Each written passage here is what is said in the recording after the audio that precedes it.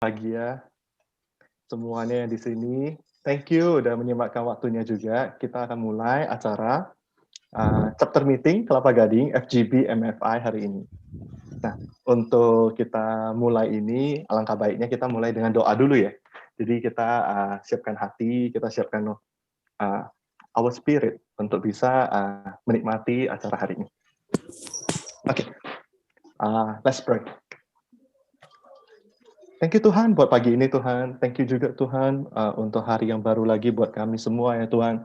Kami bersyukur Tuhan memiliki Tuhan seperti-Mu Tuhan, dan kami juga bersyukur Tuhan memiliki komunitas yang bisa mendukung satu sama lain yang seperti FGB FMI chapter Kelapa Gading ini ya Tuhan.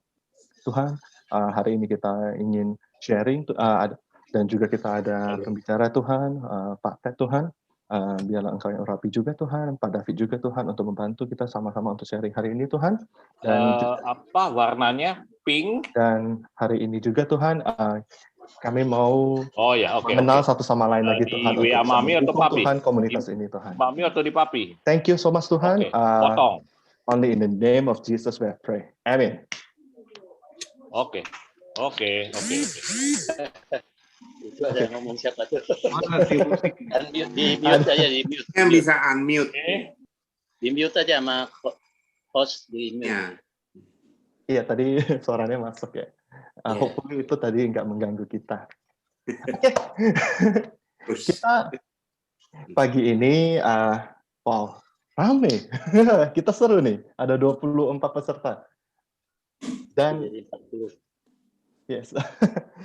Untuk hari ini kita memulai nih. Saya sapa dulu, ada Bro Dali untuk National President dari FGB FFI. Ini sebentar. Bro Dali, mungkin mau ada ucapan pembuka? Nggak ada. Terlalu mendadak ya, Bro ya. Tuhan berkati aja ya, maju terus, Tuhan tolong ya. Siap. Yuk. Oke. Untuk kita mau opening hari ini, Bro Nayoan mungkin bisa bantu untuk kita play Mas FGB MFI. Pagi Bro Nayoan.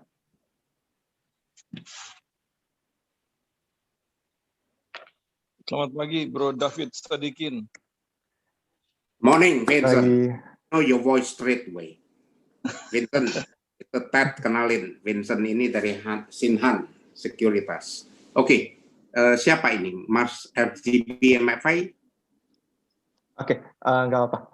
Ini, oke. Ini saya share ya.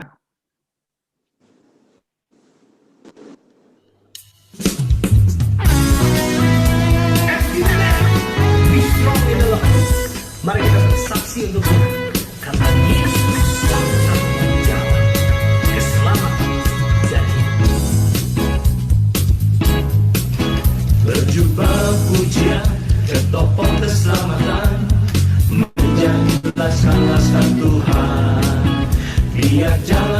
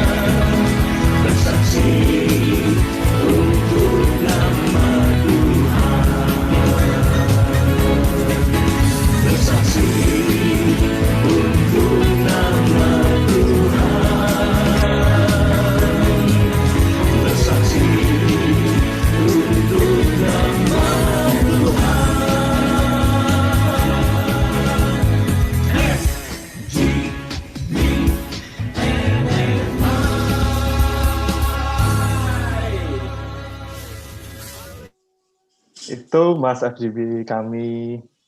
Oke, kita lanjutin ya. Ini sebenarnya kan kita emang FGB MFI ini Full Gospel Businessman Fellowship. Jadi di sini kita juga ada visi misinya. Kita juga mau untuk di-sharingkan dari salah satu bro kami, namanya Bro Nayawan ya. Oke, bro, kami persilakan bro.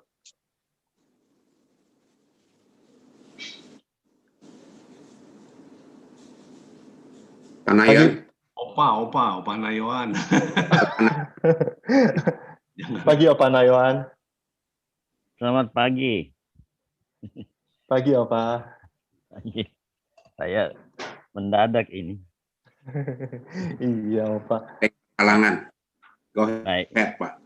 Ya, Gospel Businessman Fellowship, suatu organisasi daripada pengusaha-pengusaha yang sudah bertobat, sudah lahir baru. Ini bukan gereja, bukan organisasi suatu gereja, bukan juga di bawah satu gereja, dan juga tidak akan pernah menjadi gereja. Gospel Businessman Fellowship ini adalah persekutuan yang hanya punya misi satu, untuk memenangkan pria-pria di marketplace untuk Tuhan.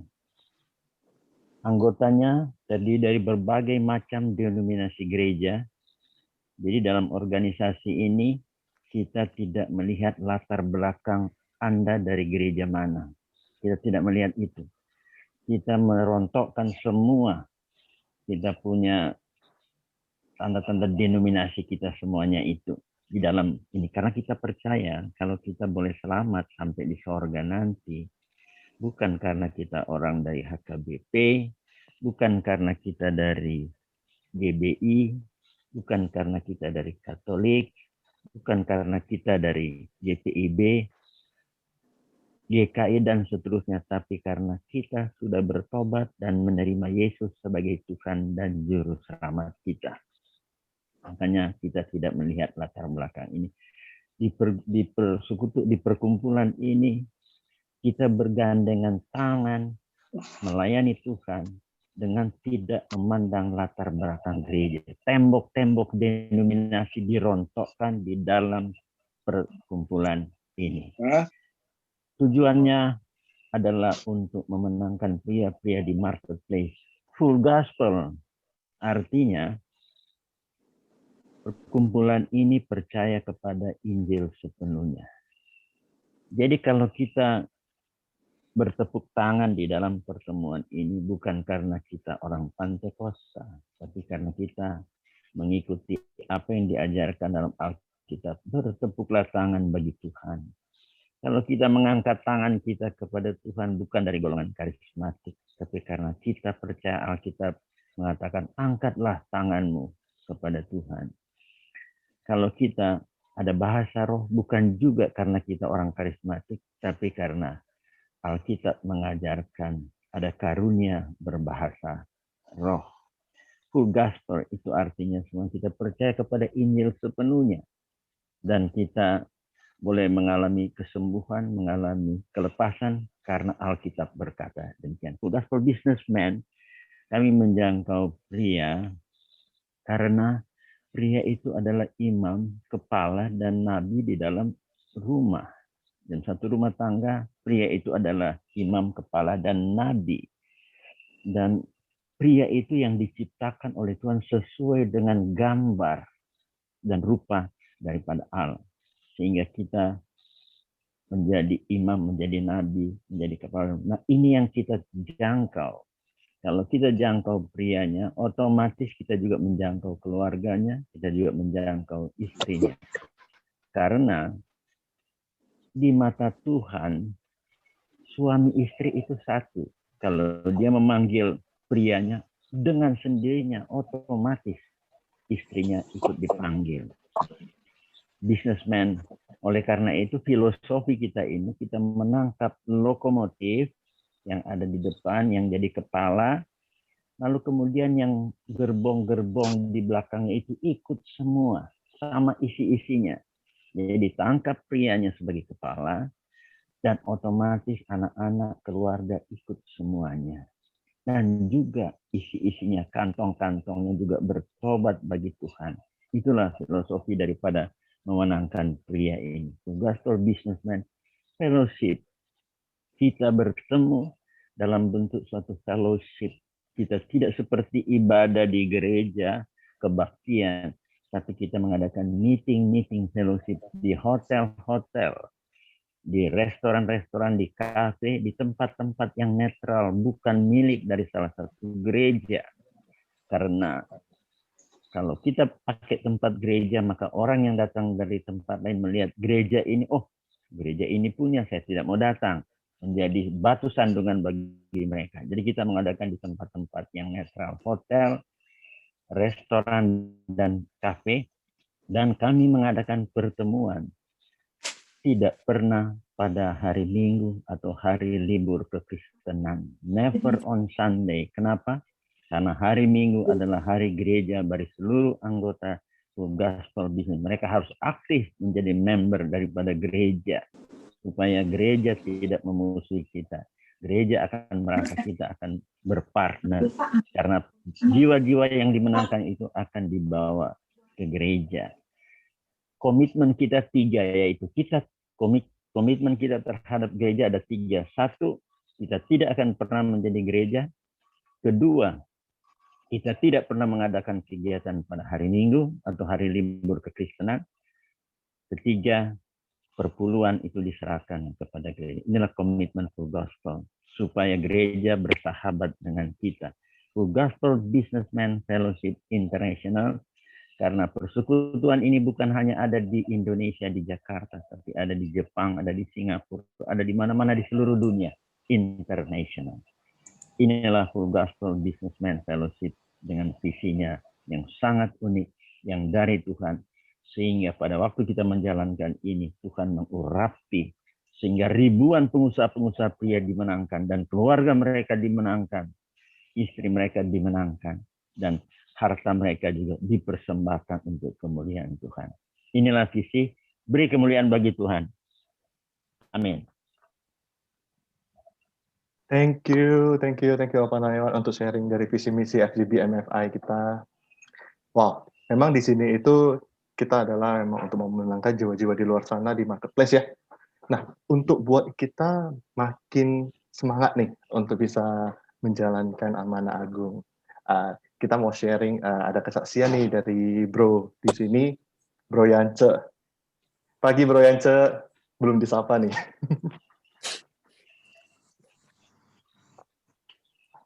Bro Yance masih di mute. Pagi Bro Armando. Pagi Bro, gimana kabarnya? Baik, sehat. Sehat Bro, ya sehat ya, amin. Ya, semoga semua juga sehat di sini ya. Kita amin. semuanya juga terlindungi. Ya, Bro Yance, kan tema hari ini there is no instant ya. Ya. There is no instant ya. Kayaknya Bro Yance ini ada kesaksian nih yang bisa di-share ke kita. Gimana? Amin. Boleh. Pengen dong dengerin kesaksian dari Bro Yance. Ya, oke. Kesaksian saya ya, Bro. Ini jadi saya ingat waktu awal pertobatan saya, itu saya mulai bertobat. Dulu saya di agama ini ya, agama nenek moyang ya. Jadi saya bertobat itu tahun 2004. 2004 bertobat, 2005 itu baru dibaptis. Nah, cuman awal-awal pertobatan saya itu saya dalam waktu lagi menggebu-gebunya ya, itu Tuhan mulai ketuk hati kami, saya dan istri itu bertobatnya bareng. Jadi saya lagi Tuhan ketuk, kita mau mencari Tuhan, jadi mulai tuh mencari yang benar yang mana ya Tuhan, maksudnya jangan sampai hidup udah istilah kata udah banyak tantangan, amit-amit meninggal bukan ke sorga gitu ya. Jadi kita sama-sama istri mencari Tuhan, dan suatu malam itu saya kalau tidur itu pasti lelap gitu ya. Tidur itu sampai pagi, jarang banget itu mimpi gitu. Jadi tiba-tiba bisa kayak lihat ada mat 6.233. Di situ saya mat 6.233. Saya sih sekolah Kristen tapi bukan agama Kristen. Tapi saya tahu itu ayat Alkitab, maka saya buka Alkitab, saya lihat mat 6.33, oh ternyata di situ carilah dahulu kerajaan Allah dan kebenarannya, maka semua akan ditambahkan. Nah, disitulah saya mulai mau, oke Tuhan suruh cari dahulu kerajaan Allah. Kerajaan Allah itu apa sih gitu? Ya pelan-pelan Tuhan bukakan ya bahwa kerajaan Allah, Yesus berkata, akulah jalan, kebenaran dan hidup gitu kan. Berarti kerajaan Allah ya, supaya bisa nyampe kerajaan ke Allah ya kita harus dapat jalan yang benar. Oh Yesus. Terus kerajaan Allah dan kebenarannya. Yesus berkata, akulah kebenaran. Oh berarti Yesus juga gitu. Maka semua akan ditambahkan kepadamu. Ya semua ditambahkan berarti hidup kita ya. Hidup kita itu menjadi hidup yang lebih berkualitas, tidak hanya materi saja, tapi secara karakter, secara rohani gitu ya. Itu Tuhan akan tambahkan terus gitu. Jadi oke Tuhan ya, saya mau cari Yesus. Berarti poinnya cuman ya itu cari Yesus. Maka ya sejak saat itu mulailah kami baca Alkitab. Yang dulunya nggak pernah baca Alkitab, yang baca Alkitab. Terus mulai Tuhan kasih pengertian-pengertian melalui hamba-hambanya. Lalu setelah bertahun-tahun masuklah ke full gospel. Di situ saya mengucap syukur juga bisa masuk ke full gospel, karena di situ ada kesaksian-kesaksian dari teman-teman yang istilahnya tantangannya udah istilahnya lebih berat dari saya pun, mereka Tuhan masih baik, Tuhan masih selamatkan mereka. Jadi di situ ya saya semakin diteguhkan bahwa segala hal itu terjadi itu pasti Tuhan izinkan itu untuk kebaikan kita ya. Jadi bukan hanya Tuhan mau kasih materi itu urusan belakangan, tapi yang terpenting adalah bagaimana Tuhan itu membentuk kami dalam kapasitas setiap hati kami gitu ya. Jadi saya dan istri dalam hal ini. Jadi kapasitas kami secara hati itu Tuhan bentuk teruslah dengan pergumulan yang Tuhan izinkan terjadi. Ya di situ saya bersyukur di full gospel itu Tuhan kasih teman-teman mentor-mentor yang kalau kita udah kayak mau jatuh, Tuhan dikuatkan lagi. Jadi sama teman-teman, ayo gini. Mereka kan maksudnya di sini kita para senior-senior yang berpengalaman ya. Nggak cuma dalam bisnis tapi juga dalam hidupnya gitu. Mereka bisa sharing. Oh dulu saya waktu tahun 1990 begini. Oh jadi kita oke Tuhan. Ya maksudnya ayo. Jadi kayak saya sama istri jadi ayo deh, tiap hari selalu berkata ayo deh gitu. Jadi tantangan ayo deh gitu.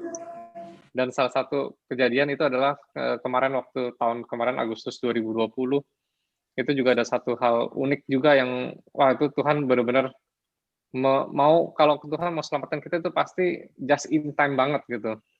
Jadi waktu Agustus 2020 saya dan partner juga saya kondisi sekarang ini saya dan partner ini sudah pisah gitu kan ya.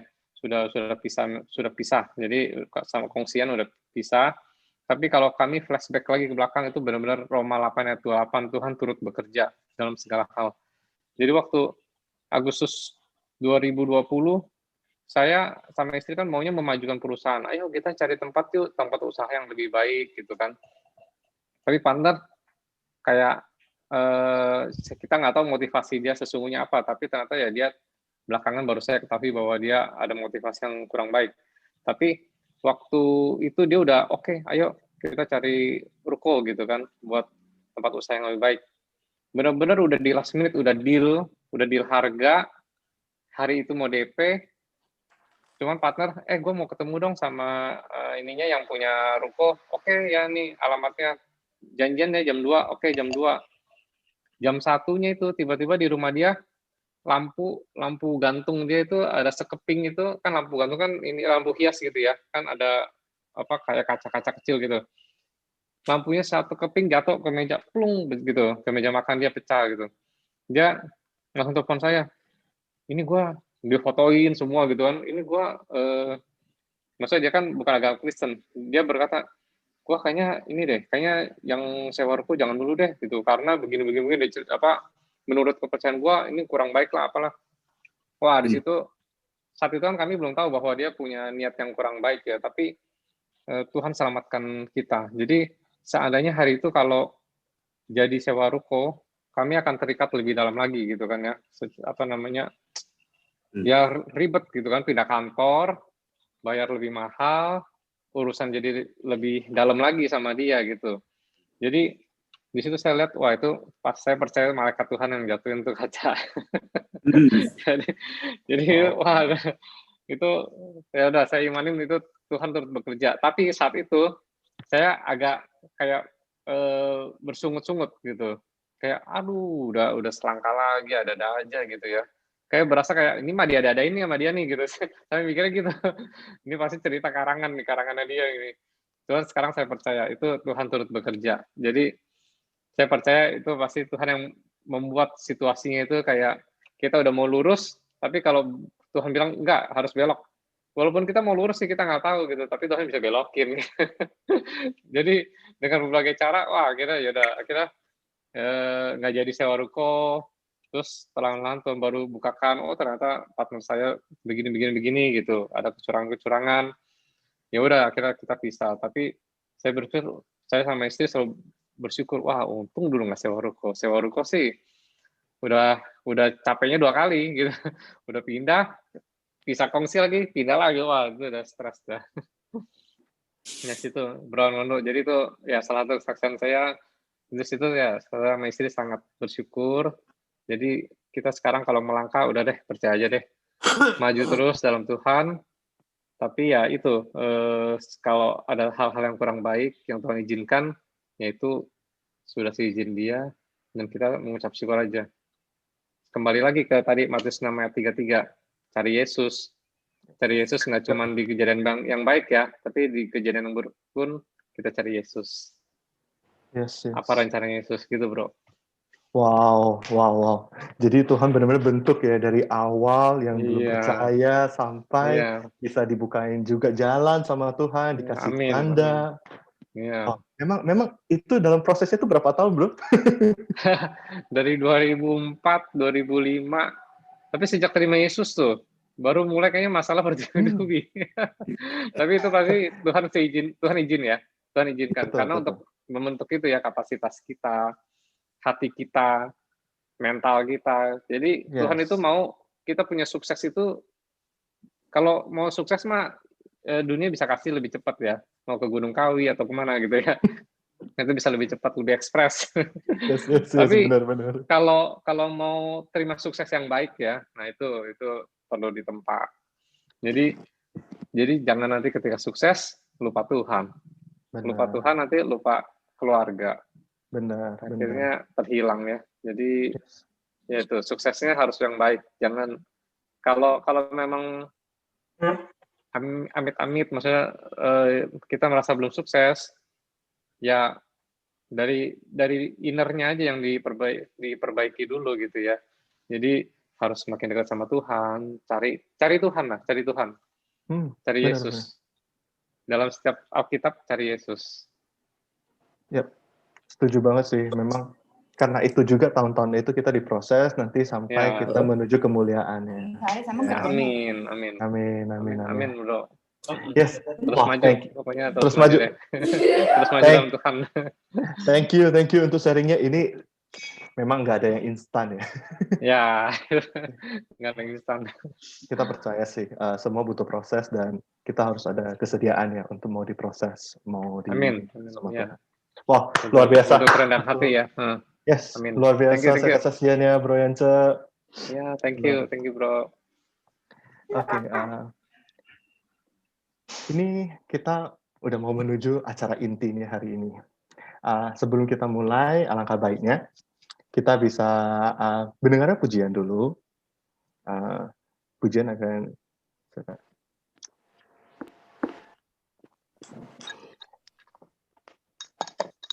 Amin. Tepuk tangan bagi Tuhan. Mari bersukacita malam hari ini. Ada sukacitanya mengalir bagi setiap kita. Sama-sama katakan, sungai sukacitamu mengalir dalamku. Sama. Oh yes, yes, yes, yes. Anggur sukacitamu melimpah dalamku. Ku menari dan bersuka, pujimu di setiap waktu. Sebab sungai sukacitamu ada dalamku.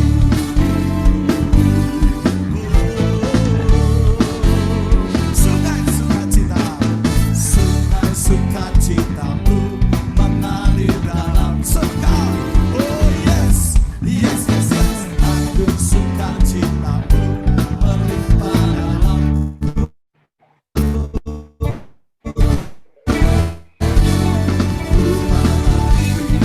Dan bersuka, pujimu di setiap waktu. Sebab sungai sukacitamu ada dalamku. Mari mengalir bersamamu, bersuka di dalammu, mengikutimu Tuhan dalam pergerakanmu, melayani Tuhan di dalam sukacitamu. Selamanya Tuhan yang membuat sukacitaku penuh. Sungai sukacita, sungai sukacitamu mengalir dalamku. Sama. Oh yes, yes, yes, yes. Anggur sukacitamu melimpah dalamku. Ku menari dan bersuka, pujimu di setiap waktu. Sebab sungai sukacitamu ada dalamku. Mari mengalir bersamamu, bersuka di dalammu, mengikutimu Tuhan dalam pergerakanmu, melayanimu Tuhan di dalam sukacitamu. Selamanya Tuhan yang membuat sukacitaku penuh. Lagi katakan mengalir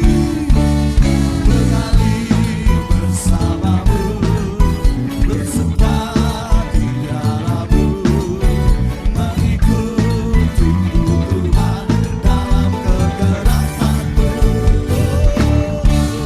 melayanimu Tuhan di dalam sukacitamu. Selamanya Tuhan yang membuat sukacitaku penuh. Katakan selamanya Tuhan yang membuat sukacitaku penuh. Lagi katakan selamanya Tuhan yang membuat sukacitaku penuh.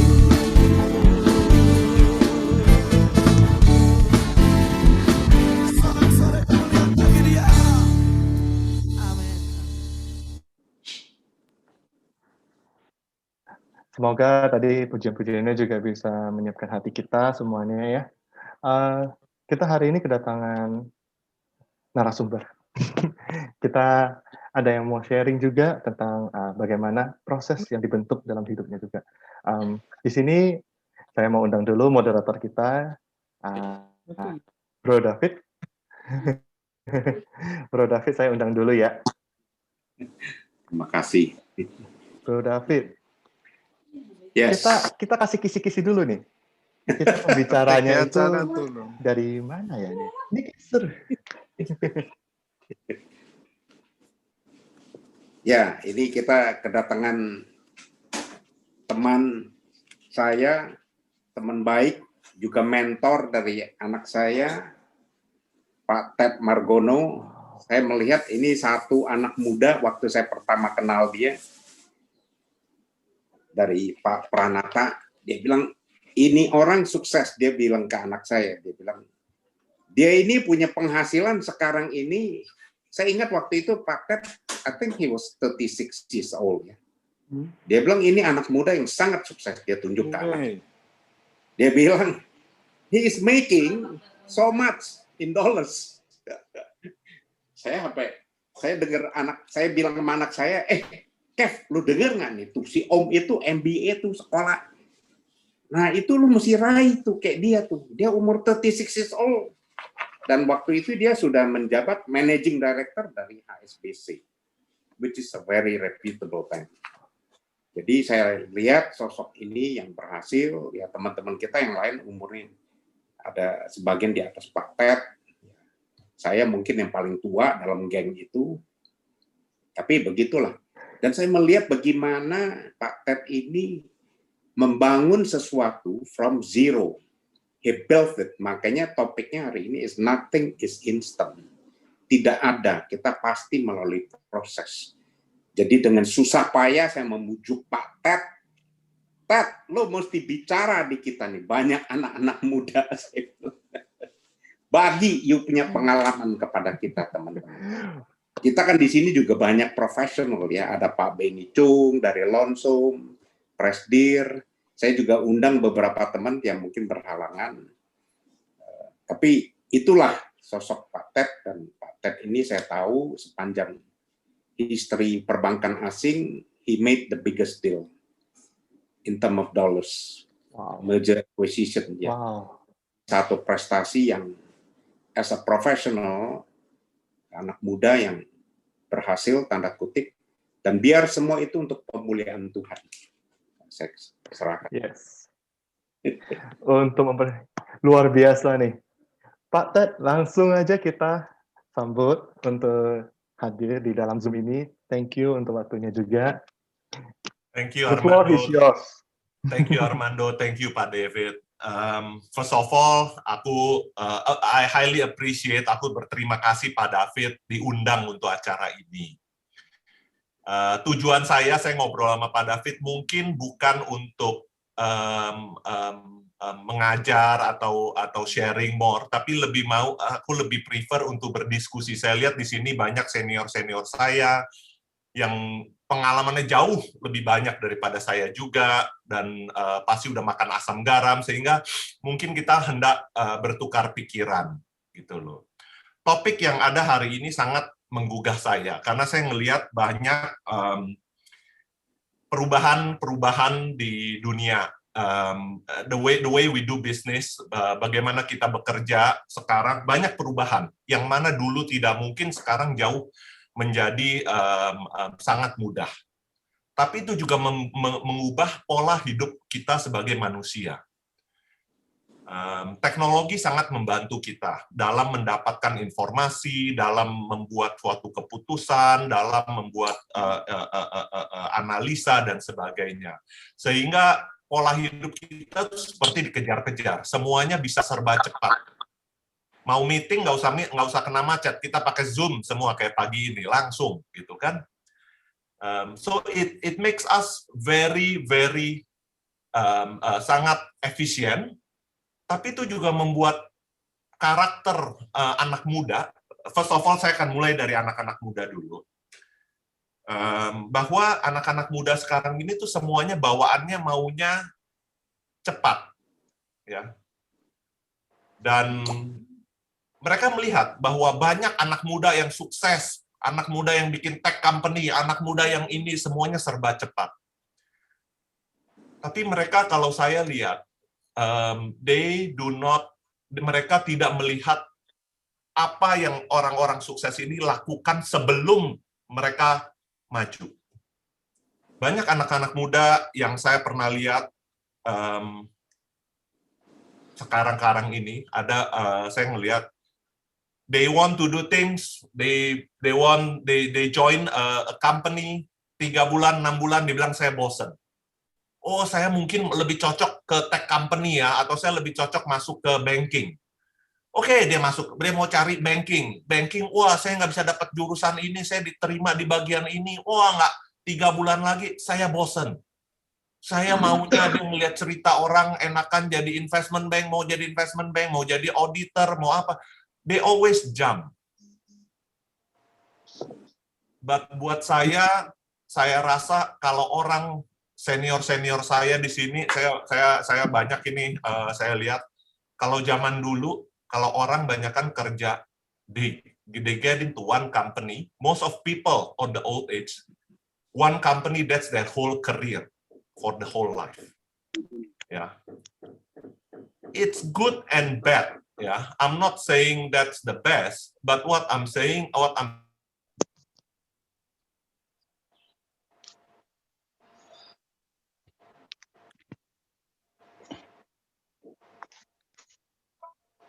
ada kalanya kita mesti duduk dan commit on certain things. Saya waktu dulu pertama kali, saya mungkin sharing dikit, waktu saya pertama kali kerja, pulang dari sekolah zaman dulu, saya sekolah di Trisakti, saya kerja di Sinarmas, dapat kesempatan belajar ke Australia. Waktu saya pulang, saya join Deloitte accounting firm. Itu zaman-zaman susah, 2001 sampai 2003 saya di Deloitte. Nggak tiap hari kamu dapat kerjaan. Kadang-kadang ada rekan-rekan 20 orang, yang dapat proyek itu paling 5 sampai 10 orang. Yang lain bingung, nggak ada ngapa-ngapain. Ya. Zaman dulu, people do get bored. Ya. Tapi saya masih ingat senior saya, orang yang sangat membantu saya dalam karir, Pak Surya Dinata Sumantri. He is one hell of an individual. For youngsters, you need to meet him. I talking about him sedikit. Pak Surya ini dari kecil kena polio. Dia itu nggak bisa jalan. Dari kecil dia pakai tongkat. Ya. And he made his career. He built it up by himself. Dia yang cerita sama saya, Ted, kenapa kamu dipanggil sini ke ruangan dia? He was a partner di Deloitte, itu Hans Tuana Kota Mustafa. He called me, and dia bilang, Pak, kenapa lu? Pak, bosen juga ya Pak ya. Habis nggak dapat proyek, yang lain yang dapat proyek. What should I do? Dia bilang, ya udah lu duduk aja sini nemenin gua. Hah? Kenapa Pak? Dia bilang, sitting on the beach. This is his terminology. Dia yang ngomong, sitting on the beach doesn't mean you get lazy. There are times your friends doing things, there are times you sit on the sideline. But it's what you do when you sit on your sideline matters most, kata dia. You build your network, you find things for you help people. Now that will then opens up many other doors. Dia bilang, tidak selamanya things that you do right now will get you to the end game. He says, right? Ada saatnya you just need to do it to get through. And once you do it, ya, Tuhan yang akan buka pintu belakangnya. Terserah. Whether you do it now, no matter how painful that is, right? If you believe in your career path, if you believe in what you want to do, you just keep on doing it. And let him on top open the rest of the doors. May not be in this career, He will open the rest of the doors and open your own choice for your own benefit. I see young millennial now may not be, I'm not saying all, it will be generalizing, tapi most of people, because of, to be fair, Indonesia is growing, economy is getting better, our lifestyle is getting better. Banyak anak-anak muda maunya and tend to be brainwashed by the American lifestyle. They want to be fast, but I want to take a step back and tell them and highlight to people that not everything needs to be on the highway. We need to pay our dues. We need to have persistency. Zaman dulu, if you look at history, when people try to dig coal mine, nggak ada tuh research tuh, nggak ada tuh dia mesti sonar, tes drilling segala, nggak ada, dihajar aja gambling. Zaman sekarang we use technology to know where it is, then our chances are better. But during early 1900 in US, they just, di sana ada, then everybody just dig. They just put their persistency, they just dig because they believe it will be there. Udah ketemu di sana, gua pasti nggak jauh lagi, pasti ada. That's what they do. And that's something I personally think we need to be reminded not to give up, but always believe, stay true to your course. Yeah. But during preparing for this event for Pak David, I've also been reminded that the youngsters have shown us, the senior people, that life is changing. The youngsters need to commit, but we also need to learn from the youngsters, Pak.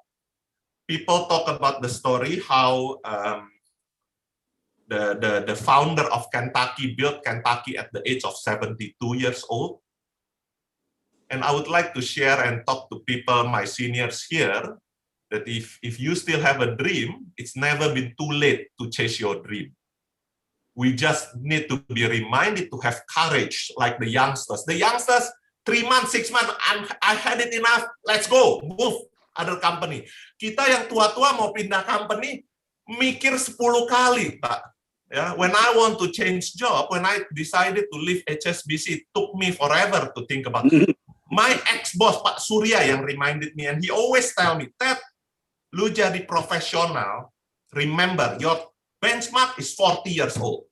At the age of 40, you better think, do you want to stay professional or lu mau punya bisnis? Dia yang ngomongin saya terus-terusan. Dulu. I failed to adhere to him. I left HSBC at the age of 41, trying to see what I can do. Gitu loh. But preparing for this, it reminded me again that we need to learn as the senior people, yang elderly here, people yang udah makan asam garam.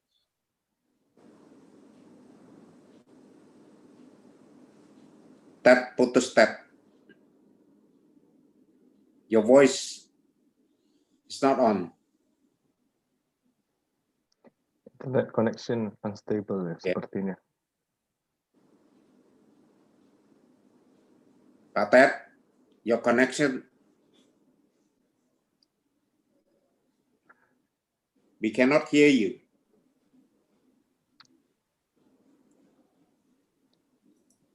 Pak David?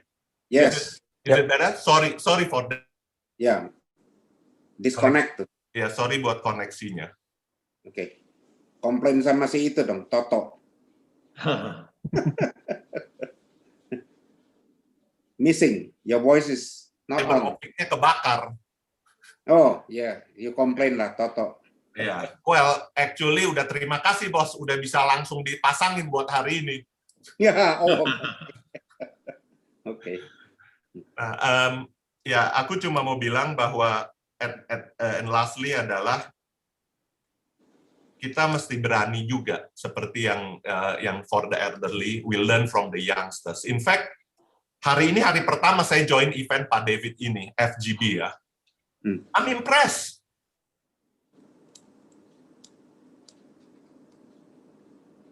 Your voice cut off again. That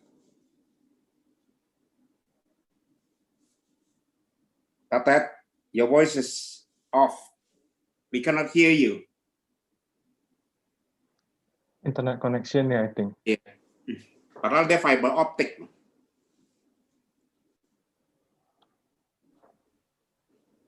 Kayaknya teman-teman di sini. Mohon maaf ada gangguan teknis. Sepertinya internetnya Pak Ted lagi ada gangguan. Ada yang calling ke Pak Ted nggak? Telepon. Selalu masalah kita ini. Oh ya, sedikit untuk Call aja, di info. call. Sedikit untuk info di Beyond awal. our control. Tethering aja, tethering. Kalau bisa nih. Yes, udah Mr. masuk Ted lagi is nih. joining. Yes.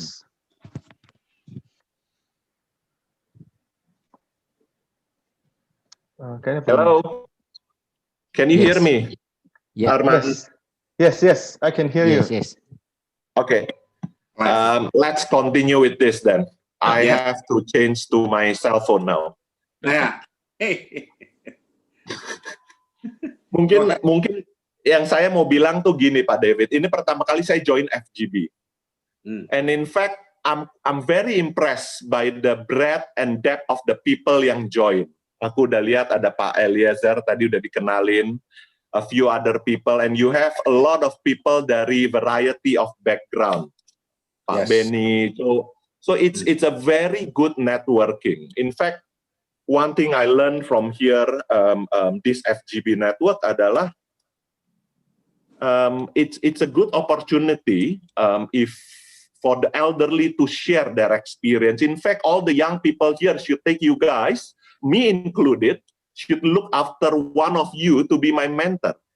Because you've seen the world, and there are people, variety youngsters in variety, di banyak berbagai bidang.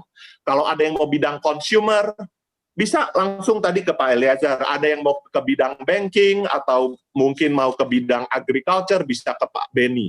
So, masih banyak rekan-rekan lain yang senior yang punya pengalaman, and I think this FGB akan menjadi suatu good bimbingan dari yang udah senior-senior kepada yang muda. That's how I look at it, Pak David.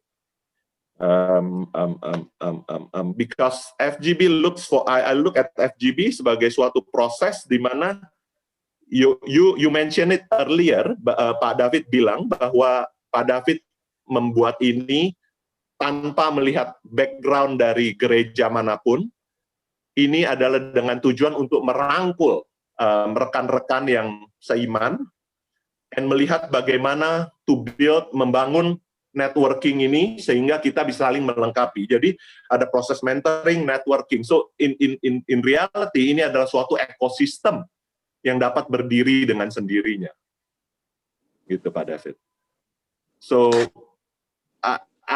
sharing saya pagi ini, aku rasa aku sampai ini. Kalau ada pertanyaan, boleh sharing. Again, banyak senior-senior lain yang juga punya banyak pengalaman di sini. Oke, teman-teman bisa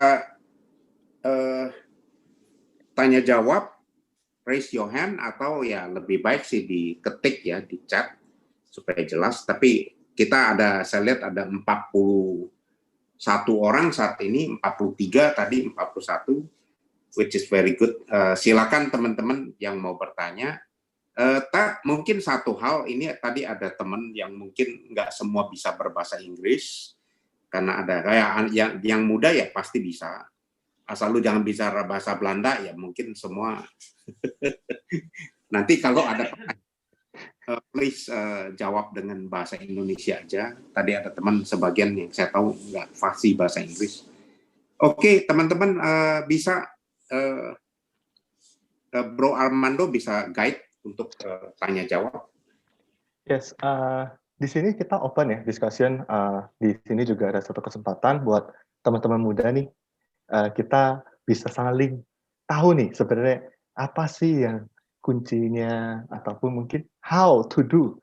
Soalnya saya pribadi sih, saya jujur, saya waktu dengar dari Pak Ted bilang, oke, ini benar banget sih. Saya maunya apa-apa instan, kayak everything is just to reach out my hand gitu, within my hand, just like done. But wow, saya sih mau kalau misalnya ini saya lempar dulu nih ke teman-teman. Teman-teman ada yang mau nanyain dulu gak? I have one question on my own. Tanya Pak Ted dari gereja mana, Pak Ted? I know you are Christian, but dari gereja mana you? Saya actually ikut gereja di GICF, Pak David. Oke. Pak Nayan itu terjawab. Oke, yang lain bisa bertanya, silakan. Mumpung kalau you mau bayar Pak Ted consulting mahal banget. Di sini gratis. Boleh tanya? Boleh. Boleh. Yes. Selamat pagi Pak Ted. Terima kasih untuk sharingnya. Judul kita pagi hari ini, tidak ada sesuatu yang instan selalu. Jadi ada proses. Barangkali Pak Ted boleh cerita sedikit proses yang Pak Ted alami, yang membentuk Pak Ted sampai menjadi pengusaha yang berhasil. Artinya lembah kekelamannya di mana istilah Kristennya, lembah kekelamannya boleh cerita sedikit. Terima kasih. Armando, kalau ikut bicara. Oke, tadi Opa Noan menanyain apa sih yang jadi struggle dalam proses pembentukan hingga saat ini, dan kayak the darkest moment atau kita bilang the bottom situation that Pak Ted pernah hadapin seperti apa? I see.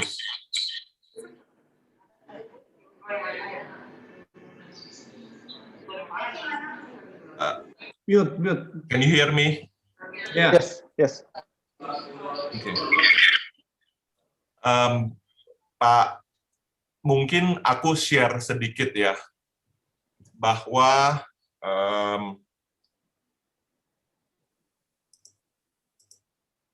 there are times, ada masa-masanya di mana by the way, saya semua karir saya semua profesional, Pak. Saya lulus dari S1, saya join Sinarmas, kemudian saya dapat kesempatan untuk sekolah dan kerja di Australia sama Sinarmas. Kembali saya join Deloitte sebagai profesional. Dari Deloitte saya pindah ke HSBC sebagai profesional. Ada masa-masanya, Bapak nanya saya masa kelamnya gimana, Pak? Pak, waktu saya dari masuk HSBC, saya itu join tim yang dikhususkan, dulu tuh pertama saya join tim yang khusus untuk membuat, waktu saya harus masuk ke HSBC, aku harusnya join tim yang Financial Risk Advisory. Jadinya itu adalah suatu tim di HSBC yang buat konsultasi buat klien HSBC. Waktu saya masuk HSBC, 2 minggu kemudian tim itu ditutup sama HSBC. Saya terus habis itu dilempar, lu pindah deh, lu pegang corporate bank, ikut jadi corporate bank. Kemudian dia bilang, you try to build relationship sama perusahaan-perusahaan Indonesia. Kemudian saya bosan sekali, Pak, karena di corporate bank itu beda sekali dengan apa yang saya lakukan di Deloitte, which is more corporate finance. Wah, itu bosannya nggak kira-kira. There are times aku pikir, mau nyari kerja, pindah sini, pindah sana. I did apply, Pak. Nggak gampang, karena mau pindah ke investment bank zaman dulu, tanpa ada pengalaman itu nggak ada yang mau. And then I'm getting not younger anymore. Tapi interestingly, saya juga belajar banyak di waktu pegang corporate. Karena di corporate itu I have the benefit of meeting beberapa senior saya, termasuk temennya Pak David, ya, yang belakangan menjadi mentor saya. He teach me a lot, Pak Pranata teach me a lot, and until today saya rasa kebetulan pas by the way yang kenali, yang bring me back to Pranata tuh Pak Surya, my ex-mentor.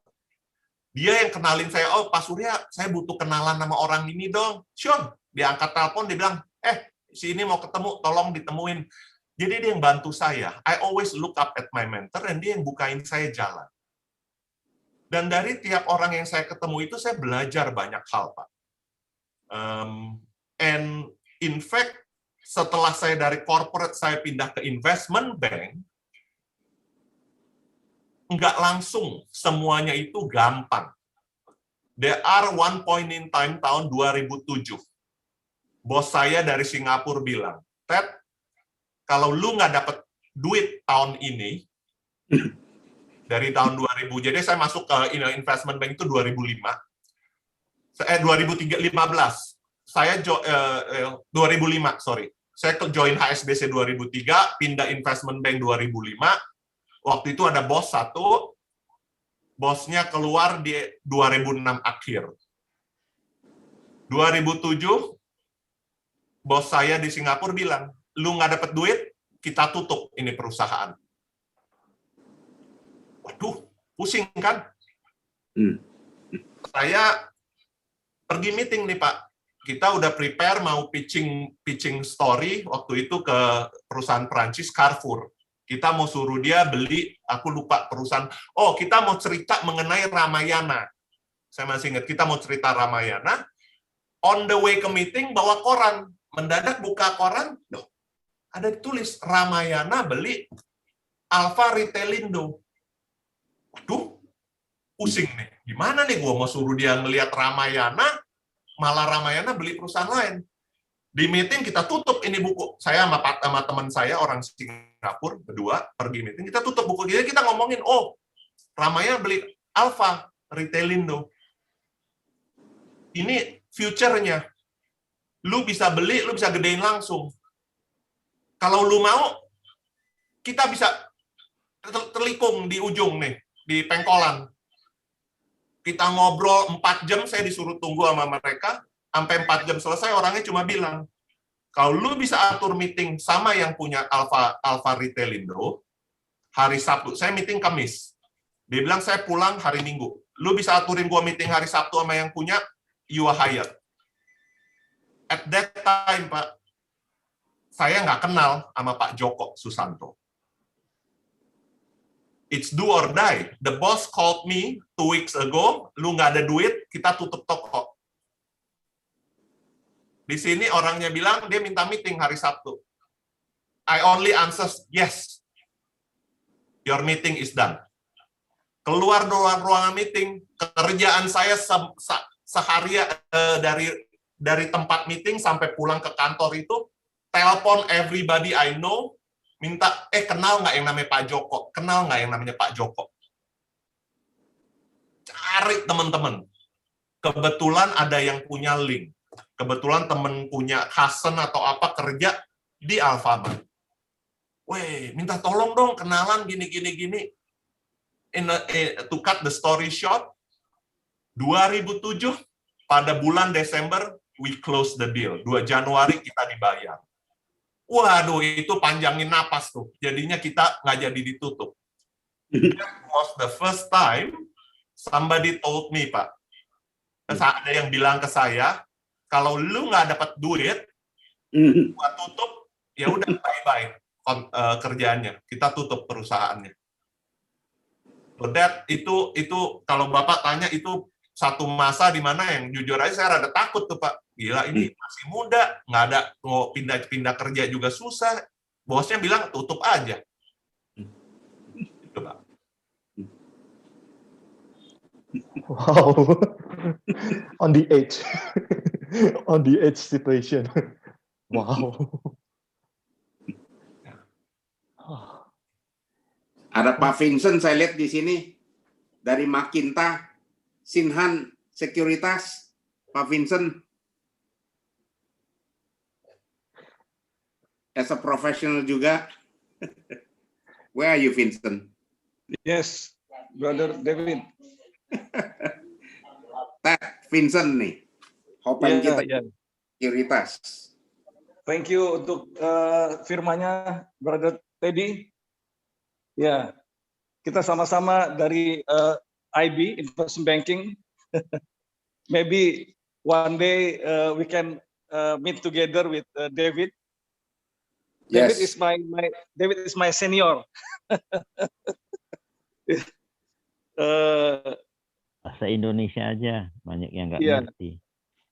Pak David itu senior saya juga, Pak Teddy. Jadi Pak Ted, jadi kita mungkin satu hari kita nanti kalau udah enak mungkin bisa ketemu barengan ya.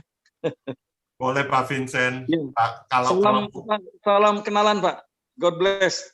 Oke, thank you for your sermon. Oke. Thank you Pak Vincent. Mungkin Pak David saya mau tanya. Ya. Untuk Pak Teddy. Ya, silakan. Pak Susanto, silakan. Pak Susanto. Nggak bisa dengar. Halo, ya, sudah bisa dengar. Ya, sudah bisa, Pak. Ya, ini mungkin pertanyaan yang agak simpel. Belakangan ini kan kita lihat, apalagi kalau kita baca artikel, banyak bisnis yang akan hilang ya. Dulu karir anak-anak muda akan bekerja di oil and gas. Ke depan muncul yang namanya mobil listrik ya. Yang namanya nanti SBPU itu juga akan menjadi museum karena digantikan mobil listrik. Kedua juga bisnis hotel ya. Sekarang disaingin oleh yang namanya Airbnb taksi. Nah untuk generasi-generasi muda biar nggak salah pilih jalan, itu harus mempersiapkan dirinya seperti apa dengan masa depan yang penuh ketidakpastian. Yang dulu kuliah orang kalau di ITB itu kan sangat menjanjikan kuliah di perminyakan ya. Sekarang kan perminyakan kalau kita lihat 10 tahun ke depan tergantikan oleh energi listrik. Nah itu gimana generasi muda ke depannya ini biar nggak salah ngambil fondasi ya. Itu mungkin pertanyaan saya Pak Ted. Karena Pak Ted kan penuh pengalaman ya. Ya makasih. Aduh jangan gitu dong Pak Susanto. Pak Susanto mungkin kalau sharing dikit ya. Kalau ini adalah pendapat pribadi saya. Kalau saya ngelihat, nah ini satu hal yang saya ngelihat kelemahannya sistem pendidikan di Indonesia. Kalau zaman dulu, aku nggak tahu sekarang universitas kuliahnya gimana Pak ya. Zaman saya sekolah, kita dididik, oh kamu mau jadi insinyur ke sana, lu mau jadi ekonomi ke situ. Jadi udah dipetak-petak. Tapi yang saya pelajari dan saya melihat dari apa yang bandingkan orang yang belajar di Indonesia dan teman-teman yang dari luar, Pak. Bedanya gini, dan saya berasa sekali bahwa sarjana S1 bukanlah akhir dari pelajaran. Sekolah dari SD sampai SMA memberikan Anda fondasi. S1 memberikan Anda pola berpikir. Ya. Jadinya kalau kita saya ngambil teknik industri, Pak. Kita diajar berpikir sistematis, bagaimana melihat suatu proses di pabrik dan sebagainya. Tapi kalau Indonesia tuh mengajarkan teknik industri, oh lu taunya lu harus masuk pabrik. Tapi yang saya lihat sebenarnya, apalagi di HSBC, Pak, saya punya kolega dahulu, dia duluan berhenti di hari HSBC, sangat jago ini orang. Dia orang bule, kebetulan dari Luxembourg. Dia itu lulusan nuklir fisik, Pak. Jadi banker. Tapi ini orang pinternya, Pak, karena dia nuklir fisik, mungkin cara ngitungnya segala cepat. Dia kalau ngitung segala sesuatu bisa di luar kepala. Dia mikir, ketok, udah bisa begini. Jadinya buat saya, kalau Bapak nanya bahwa engineering dulu perminyakan, sekarang udah enggak, yang kita mesti lihat adalah anak masuk sekolah, hanyalah untuk membentuk pola pikir. Habis itu mereka mau aplikasikan kemana, harus yang sesuai dengan keinginan mereka, Pak. Karena kalau mereka cocok dengan jati dirinya, baru mereka bisa maju. Kalau kita yang maksa, gimana pun juga nggak bisa, Pak. Nah, saya belajar dari teman saya yang orang Luxembourg itu. Memang orangnya, wah, Bapak kalau ngeliat, Bapak bilang ini orang aneh. Nggak bisa ngobrol, kalau ketawa nggak ketawa. Tapi memang otaknya tuh ngitungnya cepat dan pinter, Pak. Nah itu ya dia dapat bakat di sana. Tapi ya dia lulusan nuklir fisik, dia tidak menjadi ahli nuklir. Dia bela jadi banker gitu, Pak. Karena mungkin maunya di situ. Nah, so kalau Bapak nanya, kalau pandangan saya sih, I think ya S1 hanyalah fondasi. Kedepannya anak-anak muda harus lebih berani membuka wawasan dan go yang mereka sukai, Pak. Iya, terima kasih Pak Ted. Karena saya lihat sekarang kayak dokter orang kan semua anaknya pengen jadi dokter. Sekarang kalau kita mau ke dokter spesialis tinggal ke Halodoc aja jauh lebih murah. Banyak profesi yang terancam sih ke depannya, itu yang generasi muda sekarang akhirnya frustasi, banyak yang stres. Ya, terima kasih Pak Ted pandangannya. Thank you Pak Susanto untuk pertanyaannya. Pak Ted, ini ada yang nanyain nih dari chat, dari Kelvin namanya. Ditanyainnya, boleh share kunci bagaimana mempertahankan bisnis dampak pandemi ini dan peluang bisnis apa yang boleh masuk? Interesting, menarik sekali ada Kelvin buat pertanyaannya. Kalau saya lihat Indonesia ini kita tuh sangat diberkati. Satu, populasi kita tuh besar. Kita tuh nomor 5 seluruh dunia. Yes. Jadinya ke depan bagaimanapun juga, populasi gede itu pasti memegang peranan penting. 2, Indonesia ini negara yang sangat kaya. Amin. Apa juga ada. Dari dulu kita, orang tua selalu bilang, asal lu mau kerja, asal niat kamu baik, hatinya baik, lu ada tujuannya benar, dan kamu komit untuk melakukannya, pasti ada jalan. Itu saya dapat dari orang tua saya. Nah, kalau kamu nanya peluang bisnis apa, kalau kita hidup di Indonesia, clearly gini deh, bisnis itu kan banyak. Teknologi pasti banyak keperluan. Tapi ini kan teknologi pun ada banyak subsegmennya. Ada yang ke artificial intelligence, yang developer, programmer, ini yang pinter-pinter. Ada juga orang yang menggunakan teknologi untuk membantu proses, bagaimana membantu suatu proses. Apakah itu di agriculture, Pak Beni akan lebih bisa sharing mungkin di mana Lonsum menggunakan teknologi informasi untuk membantu mereka memprediksi hasil dari output Lonsum. Ataupun ada juga yang menggunakan yang goes to basic, bahwa negara kita kaya, kita punya banyak natural resources, dan ini akan tetap dibutuhkan. Kalau saya pribadi di Indonesia, saya ngelihatnya ada beberapa industri. Satu, consumer. Apapun yang dibutuhkan oleh masyarakat pasti tetap dibutuhkan. Ya, apalagi kita punya 250 juta populasi, kalau kita tambahin Southeast Asia, Asia Tenggara, kita udah sekitar 500-600 juta. 500-600 juta itu tuh udah gede banget seluruh dunia. Kita udah bisa termasuk nomor 3, nomor 4 terbesar. Gitu. Jadi kita nggak usah takut. Satu. Kedua, kalau saya ngelihat, satu dari consumer good, kedua dari hasil bumi. Hasil bumi nggak mesti tambang. Kita juga bisa ngomong agriculture, aquaculture, jadi dari pertanian, dari hasil laut, peternakan. Ini sebuah industri yang sebenarnya iklimnya di Indonesia sebenarnya sangat cocok. Kenapa? Kalau di luar negeri mereka harus 4 musim, tanam barang mesti mikir kalau musim dingin tanamannya meranggas mati. Di Indonesia nggak ada begituan, kita cuma takut hama doang, ya kan? Kemudian ketiga, ya ini yang lebih kedepannya akan dibutuhkan untuk pengembangan adalah infrastruktur. Indonesia sampai saat ini negara kaya tapi nggak ada infrastrukturnya. Ini bisnis tapi perlu modal yang sangat besar.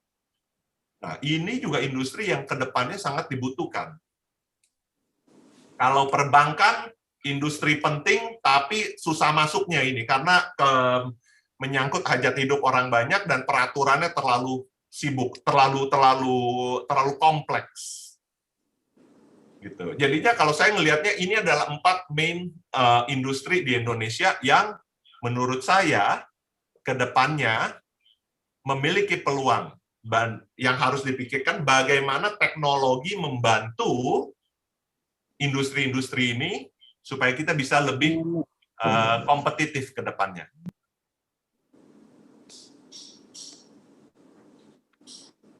Wow, insight baru ya. Benar ya Pak David ya? Iya. Insight baru. Izin sebentar.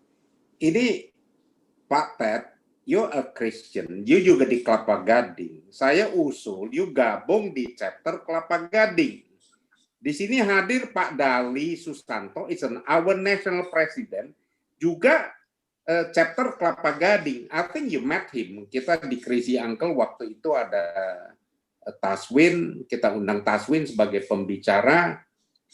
I think waktu itu si Taswin ulang tahun atau si Ilham Panjaitan, ada mereka ada di situ. Saya nggak ingat you ada nggak gitu. Nah, ini Pak Dali, National President. Pak Dali saya juga minta izin, juga chapter presiden Pak Daniel, ini Pak Ted mesti langsung didaftarkan sebagai FGB members. Kalau saya boleh usul Pak David ya, Armando, kalian yang muda-muda, di sini banyak senior yang sangat, saya masih termasuk anak bawang, masih terlalu muda. Kamu harus bikin program, maksudnya ada Pak Eliezer, saya lihat, ada Pak Susanto, ada Pak Benny, dan rekan-rekan lain. Kamu, you need to list. Dan kamu tahu, jadinya member yang butuh, oh gue lagi ada ide mau bikin consumer good, bagaimana penetrasi pasar? Ya udah minta tolong Pak Eliezer, kalau boleh bagi-bagi waktu, setengah jam, 45 menit, minta ketemu, tukar pikiran. Anak-anak muda di grup FGB ini pasti bisa lebih maju. Yes. Dan you know what? Kadang-kadang anak muda banyak ide, nggak pernah tahu rule of the game, dan lu butuh modal. Di sini bos-bos semua. Nah, lu mau ada bisnis, lu tinggal telepon, minta tolong, Pak, saya ada ide gini. Wah, lu dia seneng, Pak Eliezer, udah gue yang modalin deh, beres tuh barang. Iya kan? And it's good for everybody. Yes. Gitu loh. Mutual benefit. Mutual benefit buat semua orang. Lengkap banget nih. Kita juga kedatangan Om Mahar Sembiring. Kalau yang itu guru saya, Pak. Saya sampai malu ngomong kalau ada dia, Pak. Dia ada di sini. Pak Mahar, apa kabar? Perkenalkan Pak Mahar Sembiring ini adalah kalau you mau tanya bisnis udang, inilah orang paling tepat. Karena dia pernah memimpin Cepro, itu shrimp farm, the largest shrimp farm on earth. Nah, itu. Mungkin Pak Mahar baiknya jadi pembicara berikutnya, Pak. Yes, saya udah bilang. Oke, yang lain silakan terus. Ini kita 44 orang bertahan nih. Ada Mak Hayadi juga. Ada Pak Purba, HSBC, Associate Director. Dan banyak lagi teman-teman lain. Saya kembalikan ke host, Armando. Ted nih, karena nggak ada yang nanya nih, udah mulai. Saya yang nanya deh, saya mau ini juga. Pak Ted ini saya kan profesional nih Pak. A little bit history ya. Starting dari e-commerce, food directory, Zomato dulu. Sadly ini tutup ya, karena changing era, nggak bisa dapat cover market. Habis itu sampai ke Alibaba Pak. I really get the opportunity and I grateful so much. Tapi banyak orang di luar sana, ataupun teman-teman saya sendiri juga, ngerasa kayak, apakah this is the final destination of my career or not? Dan what is the fundamental attitude atau fundamental mental ya kita bilangnya, to have in succeeding maksudnya untuk sukses di dunia profesional. Karena di sini mungkin Pak Ted kan udah sampai di ujungnya juga nih, maksudnya kita mau belajar nih orang gimana bisa sampai di ujung. Karena ibaratnya kalau makin ke atas makin kiri kanannya itu loh. Pasti kan profesional ya, namanya kita kan sama-sama we're working for one company, we're not owning the company, kita nggak punya company-nya. Jadi pertanyaan pertama adalah what kind of parameter ataupun parameter seperti apa untuk decide this is my final destination untuk to pursue. Dua adalah what is the fundamental ataupun what kind of apa yang harus menjadi basicnya kita, sikap apa yang harus kita punya sebagai profesional untuk bisa mengejar sampai ke titik yang ujung. Interesting question, Armando. Mungkin saya coba jawab dulu, abis itu kita bisa tanya dari senior-senior yang lain juga deh.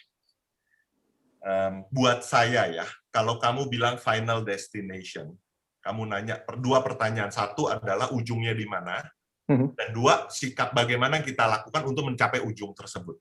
Yeah. Armando, ujungnya tuh kamu yang set. Kamu mau di mana? Saya ingat dulu guru-guru kita, waktu saya kecil, guru saya selalu bilang, taruhlah cita-citamu setinggi langit. Whatever you put, ngimpiin, Armando. Lu bayangin, lu kadang ngelamun, lu bayangin, kalau saya jadi presdir, kalau saya jadi pemilik, apa yang mau kamu lakukan? Dream on. Kamu ngimpi terus, gitu loh. One day, kamu sampai sana, dan kamu tahu apa yang akan kamu lakukan. Kamu tanya pertanyaan kedua, apa yang perlu kamu lakukan? Kalau dari yang saya pelajari dari orang tua saya, satu, simple, Armando. Tadi saya udah sentuh sedikit. Selama jiwa kita jujur, lurus, bersih, objektifnya terarah, ya. And kalau kita jadi profesional, rule number one adalah you think for the best interest of the company. So sense of ownership, as if you own the company. What is best, apa yang terbaik buat perusahaannya. Kalau kamu pegang teguh itu, kamu pasti jalannya lurus. Nggak usah ikut-ikut sikut-sikutan segala. Semuanya tuh ada jalurnya masing-masing. Itu aja kalau buat saya. Wow. Make sense. Yes, very make sense. Ada lain yang bertanya sebelum saya yang bertanya? Thank you, Pak Ted. Saya dulu deh ya. Ya, siapa? Wow. Silakan. Ayo. Luar biasa.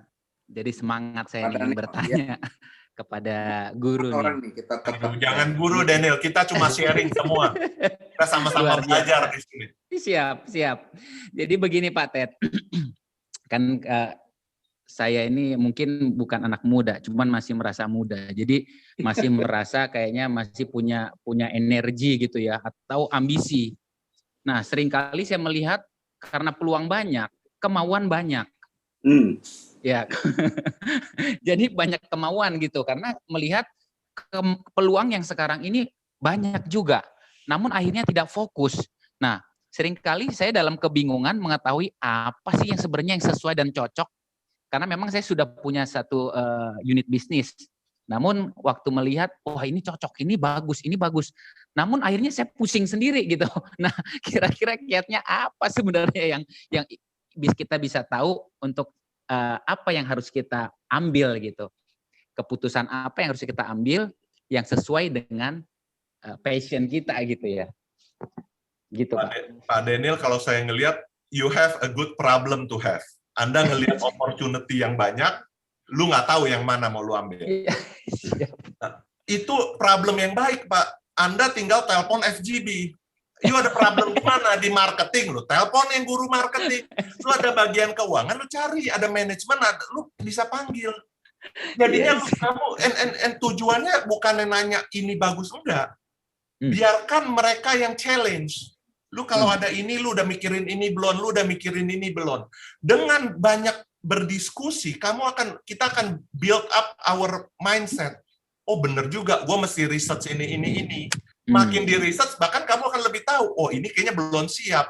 Wah ini mendingan gue tinggal dulu, yang mana lebih duluan. Jadinya Anda bisa menggunakan forum ini, di mana banyak rekan-rekan senior-senior yang udah pernah menghadapi dan udah ngelihat kerasnya dunia, dan mereka mungkin bisa sharing, atau mereka bisa bilang, Dan, lu cari si ini deh, kenalan gua, temen gua, mungkin bisa bantu lu juga. Nah, itu kan buka jalan. Gitu. Yes. Networking-nya Dan yang dipakai. Iya. Aduh, oke. Thank you banyak, Pak Ted. Luar biasa, thank you. Ini ada yang nanya nih di chat, saya bacain ya. Pak Ted, what is the most impactful concrete activities you did when you are on the sideline that makes you what you are now?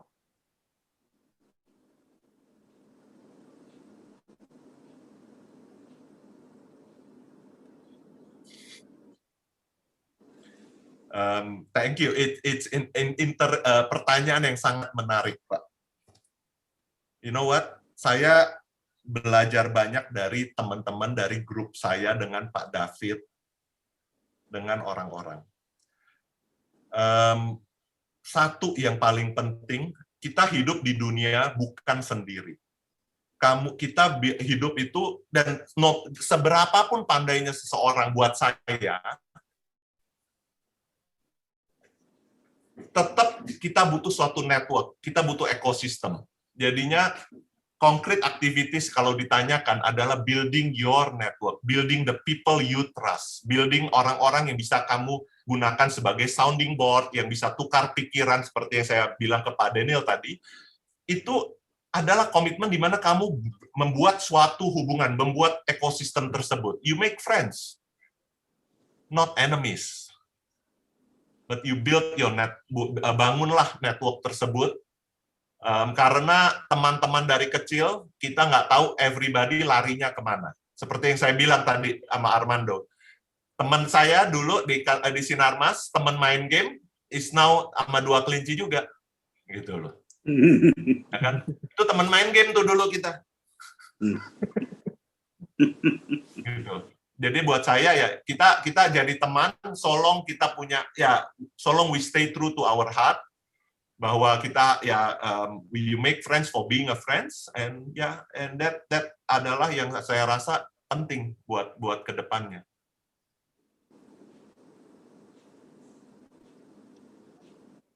Oke, wow, I'm amazed in that juga. Ya. It's open a lot of things. Ini banyak sih membuka pikiran, wawasan, terutama untuk anak muda sih. Thank you so much loh untuk masukannya Pak Ted. Enggak lah. Thank you buat opportunity-nya juga, dan mungkin kalau ada salah kata yang mesti belajar juga di sini, banyak senior saya. Saya mesti belajar juga sama yang banyak berguru. Kalau Pak David itu mentor spiritual kita gitu. Kita nggak boleh nakal kalau ada Pak David soalnya. Tetap ada yang jagain ya. Iya, ada itu, penting itu.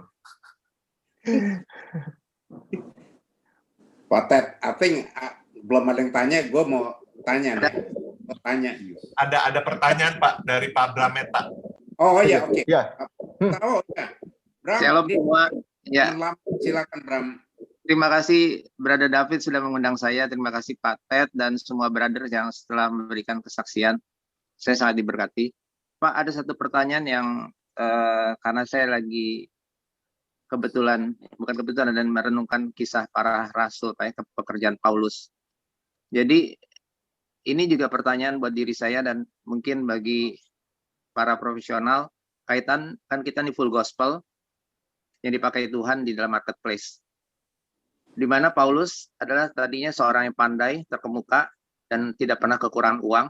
Dan dia mengatakan, aku sekarang berlari ke depan, meninggalkan apa yang kuanggap keberhasilan dan menganggap sebagai sampah. Dan saya melihat tidak banyak orang-orang yang berhasil di dalam finance. Sukses gitu ya, dalam ukuran pasti terobosan keuangan. Jadi untuk para entrepreneur maupun para profesional yang sudah berhasil di puncaknya, tadi sampai ke ujungnya yang tadi Pak Armando tanyakan gitu ya.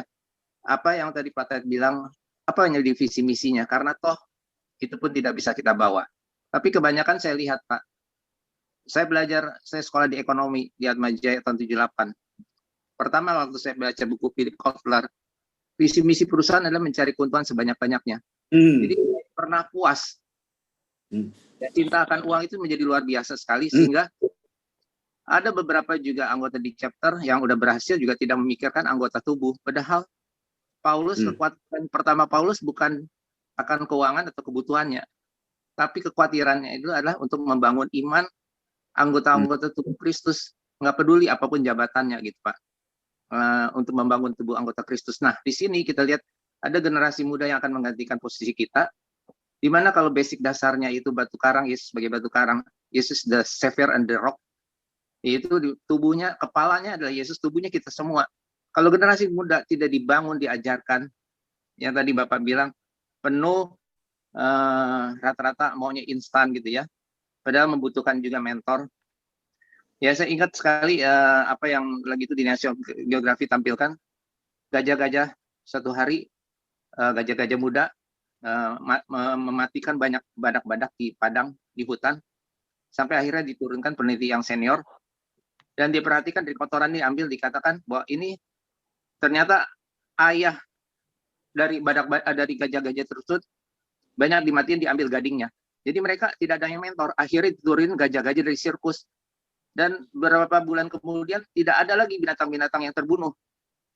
Nah, itu adalah gambaran bahwa para entrepreneur, para profesional yang sudah berhasil, ya, bikin network, bikin link itu untuk menolong pribadi demi pribadi, tapi tujuan akhirnya kemana? Ya kan? Karena kalau tujuannya hanya membuat setiap orang sukses saja di bidang keuangan, atau hanya menolong beberapa segelintir orang saja, itu menurut saya itu berlawanan dengan prinsip Yesus sebagai kepala. Ya, dan tak ada satupun yang bisa kita bawa. Jadi itu visi misinya. Saya kadang-kadang merasa prihatin, dan saya bicara gini juga saya menunjukkan pada diri saya. One day ketika saya mengalami terobosan keuangan juga, apakah Bram kamu mau melakukan seperti visi misi Yesus yang dimana sudah ada dalam kehidupan Paulus urapannya itu, yaitu setiap kita kan sudah mengalami urapan Roh Kudus. Nah, bagaimana kaitannya dengan marketplace gitu kan? Kita mau bawa kemana nih tujuan akhir keberhasilan kesuksesan yang kita sudah impikan dan kita sudah dapatkan? Oke. Ya, itu saja, Pak. Terima kasih. Pak Bram, itu suatu sharing yang sangat penting, Pak. Waktu saya muda, Pak, saya nggak pernah mikirin begituan, Pak. Dan saya rasa semua anak muda yang baru keluar dari sangkarnya, mau mencapai sesuatu, mereka mengejar suatu, karena kita manusia, kita mengejar suatu, kita mengejar materi, kita mengejar acknowledgement, pengakuan dari orang, Pak. Jadinya dengan secara natural manusia, gua sukses itu diidentikan dengan kekayaan, materi dan sebagainya. Saya rasa Bapak benar. Dan kalau kita lihat apa yang terjadi di seluruh dunia ini, orang yang makin tinggi dia terbangnya, cobaan makin besar, dan makin tinggi lagi kerjaannya cuma satu, Pak. Jadi ini filantropis semuanya. Nah, ujungnya ke sana semuanya. Kenapa? Karena udah sampai atas mereka realize $1 billion udah nggak beda jauh. Nambah lagi juga buat mereka udah lebih dari cukup. Gitu. Saya setuju dengan Pak Bram bahwa satu, kita boleh mengejar karir, kita boleh mengejar ujung, tapi kita juga harus ingat guidance dari kita yang kita masing-masing punya. Karena lebih gampang ngelihat ke atas bahwa selalu masih ada yang lebih baik, tapi kita juga mesti ingat bagaimana membantu yang ada di bawah. Setuju, Pak Bram. I think yang Pak Bram katakan buat saya sangat-sangat valid, Pak. Terima kasih, Pak Ted. Thanks to Holy Spirit tuh. Thank you, Pak.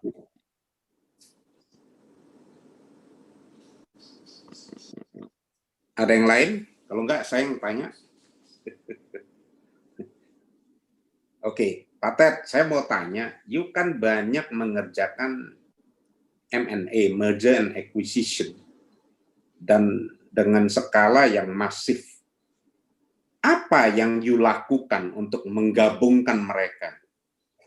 Apa kuncinya bisa berhasil gitu? Sebenarnya sih kita there's no magic juga ya Pak David ya. Kita cuma bahwa kita dulu saya banyak kebantu di sini. Saya ngelihat ada beberapa rekan-rekan yang banyak ngebantu saya waktu saya sebagai banker. Ada Pak Andi, Pak Iswan tadi juga ada. Saya nggak tahu, kayaknya masih ada mungkin. Mereka banyak ngebantu saya dalam the whole process. Jadinya yang kita lakukan adalah kita berimajinasi aja, Pak. Kalau perusahaan begini, apa yang harus dilakukan langkah selanjutnya, ya kan? Kalau mereka kalau dia ada orang asing, dia beli, apa yang bisa dilakukan? Mereka dapat apa? Kalau cuma uang, biasanya kita nggak mau. Kayaknya unlikely. Nggak mungkin orang Indonesia mau jual perusahaan hanya demi uang. Jadi harus sesuatu yang lebih daripada uang biasanya. Kecuali uangnya terlalu besar, nah mungkin mereka mau gitu loh. Tapi kan ya itu kan ayam dan telur ya, kanan sama kiri. Jadinya ya kita berusaha membuat suatu cerita dan melihat kalau ini terjadi, ke depannya gimana? Apa keuntungan buat si orang Indonesianya, keuntungannya, kelebihannya, sehingga bahwa transaksi ini akan membuat suatu nilai lebih bagi keluarga tersebut. Biasanya kita ngelihatnya dari sudut pandang itu, Pak David. Baru kita justify, melakukan our research untuk mendapatkan ceritanya gitu. Oke, dalam you berhasil melakukan transaksi yang masif itu, ini kan bocoran dari teman-teman, dari Pak Pranata, dari Pak Andi. Makanya saya tahu you done the biggest deal of the century. Apa yang you rasakan waktu itu sukses gitu? Sepertinya kan you melakukan sesuatu yang sangat masif, yang sangat besar.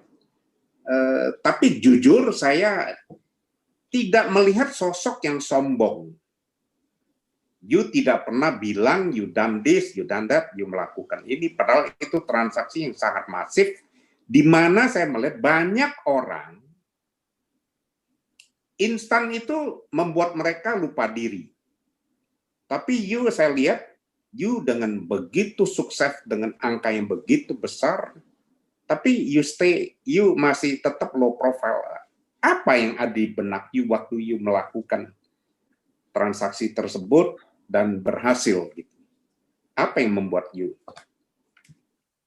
Dan Pak David, kita buat kami sebagai profesional, waktu kita melakukan suatu transaksi dan waktu transaksi itu tertutup, saya ngakuin kita semua happy, Pak. As a team, the whole team semuanya pasti sangat happy, sangat bangga. Tapi di kerjaan kami, Pak, kesuksesan hari ini cuma nyampe akhir tahun, Pak, Desember. Sama perusahaan bayar bonus. Udah. Tahun depan, lu nggak ada deal, lu bisa dipecat lagi, bos. Gitu loh. Jadinya kita hidupnya kayak, sebenarnya jujur, Pak, kadang-kadang kita lari, kita seperti marmut lari di kincir gitu, Pak. Lari terus gitu ya kan. Kalau lu sukses, paling lu bisa istirahat 2 detik kali, karena lu mesti lari lagi. Tahun berikutnya udah ngejar omset lagi, Pak David. Jadi buat kami, ya kita happy, pasti semuanya senang. Habis itu ya, after that kita harus memikirkan berikutnya apa. Oke. Gitu. Thank you. Oke, ini ada 2 pertanyaan yang datang dari chat 1, dan mungkin nanti ada yang mau raise hand ya. Ini saya mulai dari yang chat dulu ya, Pak Ted. Pak Ted ini dari Bro Yance nanya nih, biasanya apa keuntungan selain uang yang dimaksud oleh Pak Ted berdasarkan pengalaman Pak Ted? Maksudnya ini untuk yang dari sisi investor ataupun sisi perusahaan yang dicaplok. Jadi waktu pas merger and acquisition. Banyak. Jadi gini, satu, suatu sinergi itu bisa sebagai, aku ngomong unwind dulu. Saya ngomong misalnya kalau saya kita tiap kasus itu berbeda-beda. Misalnya kalau saya bagian orang yang menjual. Kalau dia menjual, apakah dia jual 100%? Kalau dia jual semua, dan ujungnya itu cuma uang. Ya. Kalau sudah begitu, bagaimana kita convince pembeli bahwa kalau dia beli ini, yang bisa dikerjakan lebih, sehingga nilai yang dia bayarkan penting.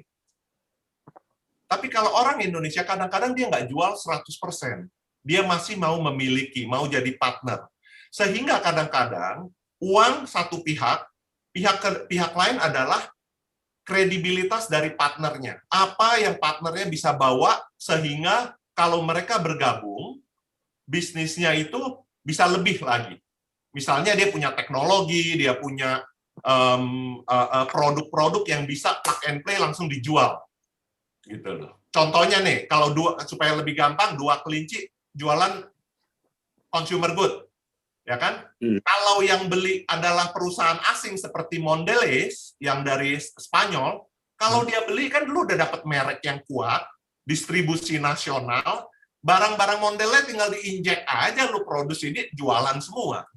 Nah, itu kan nilai tambah gitu loh. Contohnya gitu. Iya.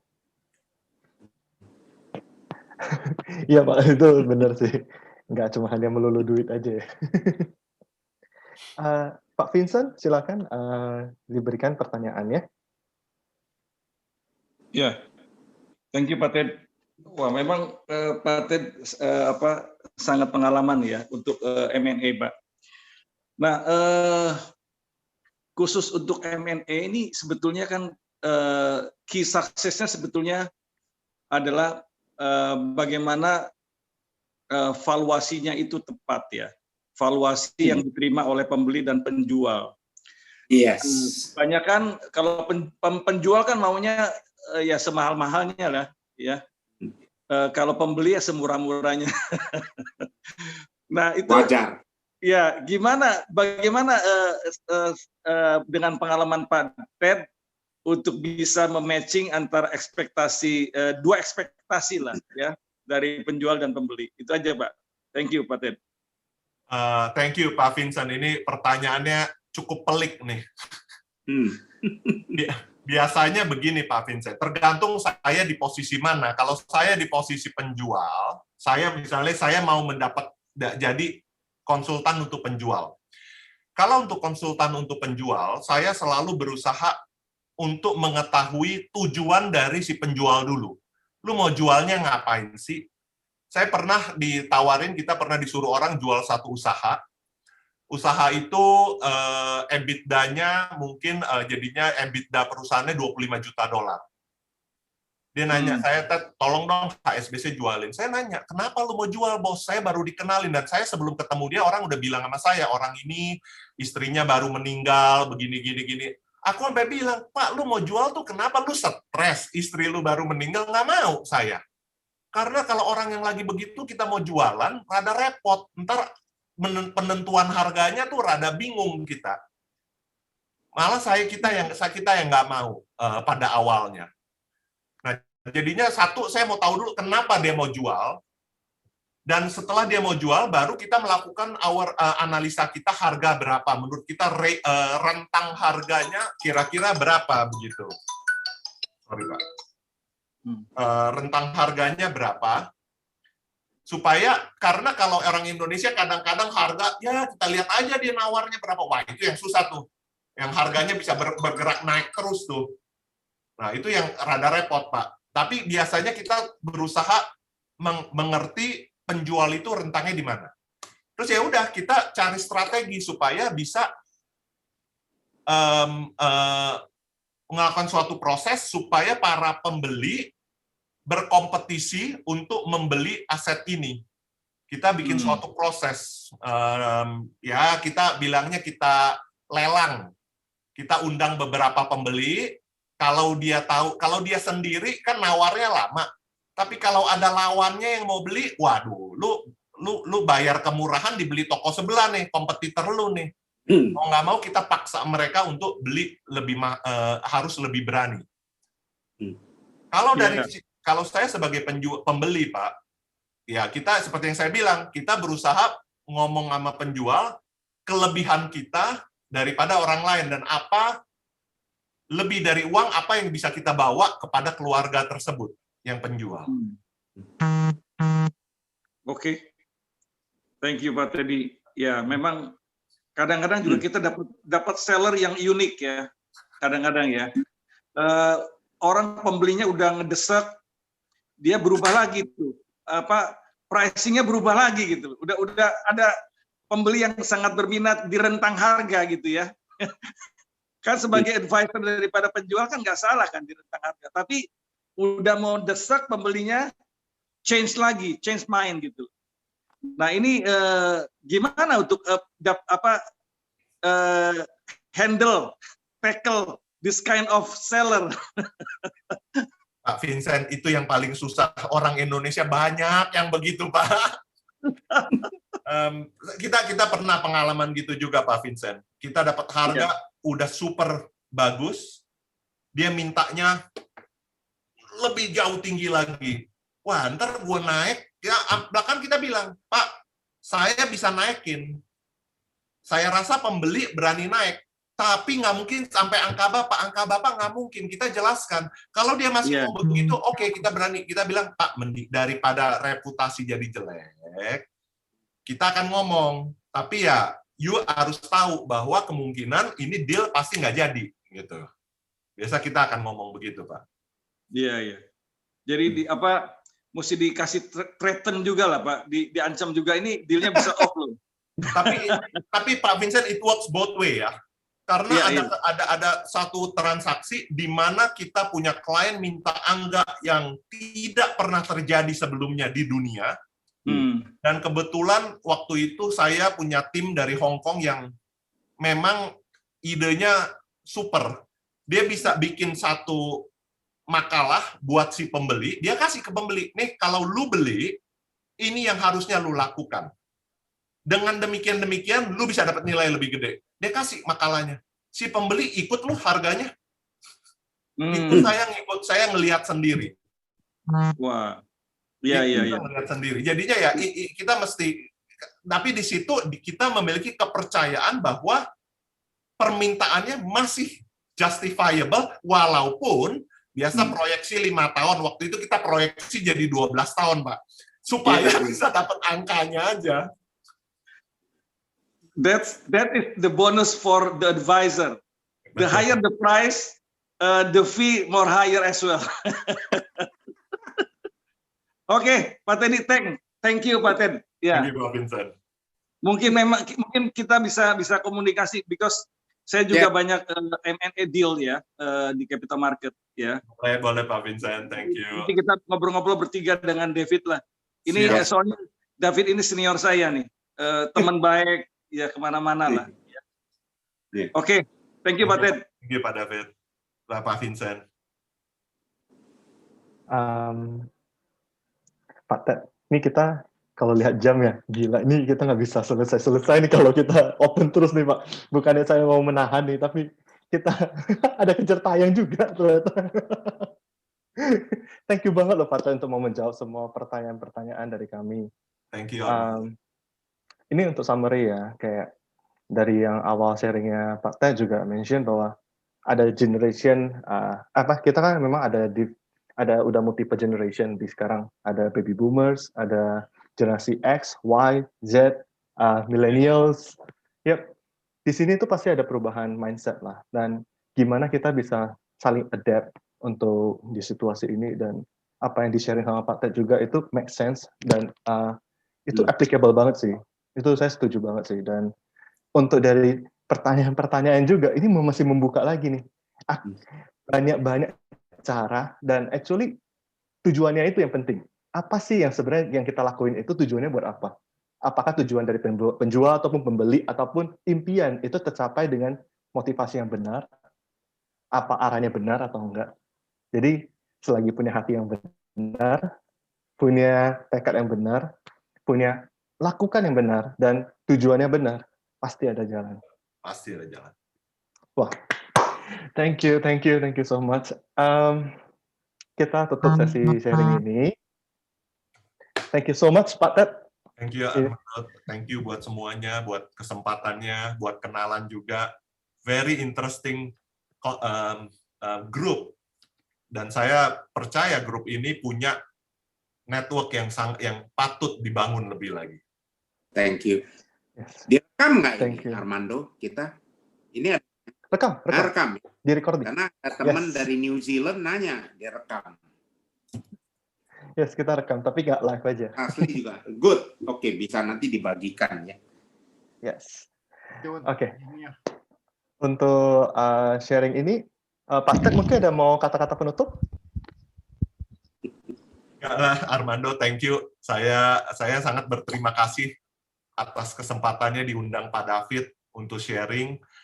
Dan clearly, yang pastinya di grup ini saya ngelihat, saya juga pengen nanti ya kesempatan lain kalau ada yang bicara berikutnya saya juga pengen ikut supaya ngelihat dan bisa belajar sama yang lain juga gitu.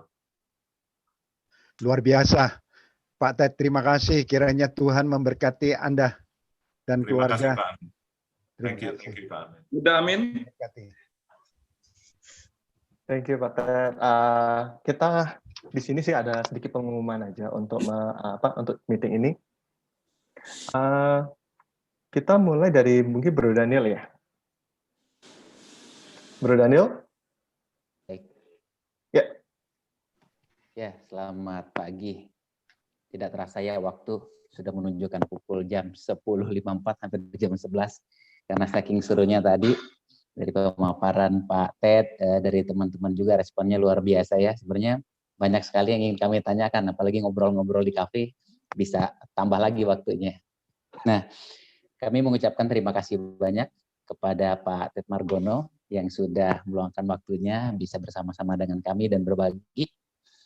Terima kasih banyak dan kami pengurus, begitu juga segenap member, sangat berharap juga nih kalau Pak Ted bisa bergabung dengan kami di FGBMFI di Kelapa Gading Chapter. Kami tunggu ya Pak ya untuk next pertemuan untuk bisa gabung dan bisa sharing lagi. Begitu juga buat semua rekan-rekan yang sudah join pada pagi hari ini. Kami juga mengundang untuk pertemuan-pertemuan berikut. Namun jika ada FGBMFI di DKI ini ada beberapa regional dari DKI 1, 2, 3, 4, 5 sampai 6. Begitu juga Banten. Kalau mungkin rekan-rekan ada yang rumahnya di Tangerang atau ada di di Jakarta Selatan, FGBMF juga ada di sana.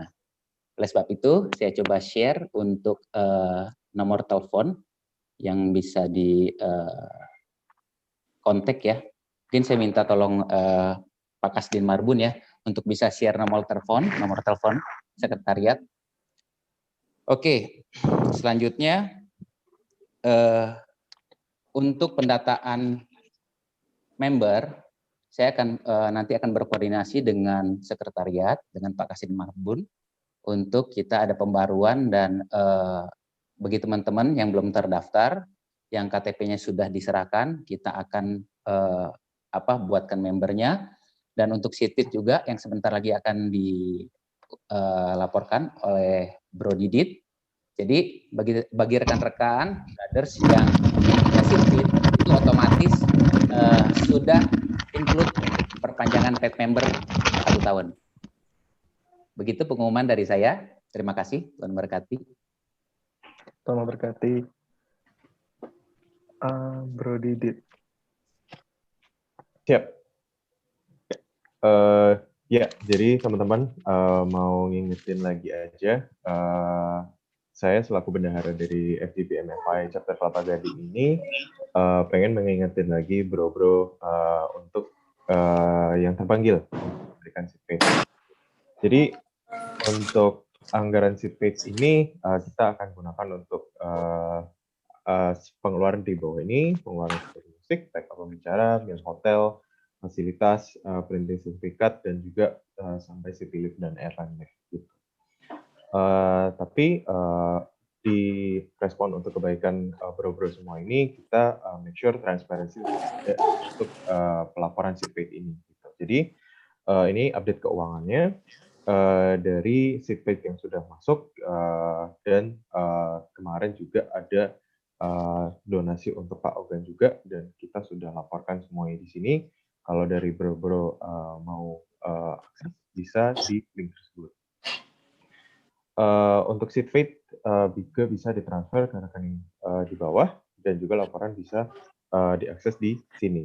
Dan member-member yang sudah seed paid dan yang sudah terdaftar yang sekaligus menjadi paid member itu Bro Amin, Bro Kelvin, Bro Susanto, Bro Daniel, Bro Yannis, Bro Pandus, Bro Beni, Bro Haryo, dan Bro Antono. Gitu.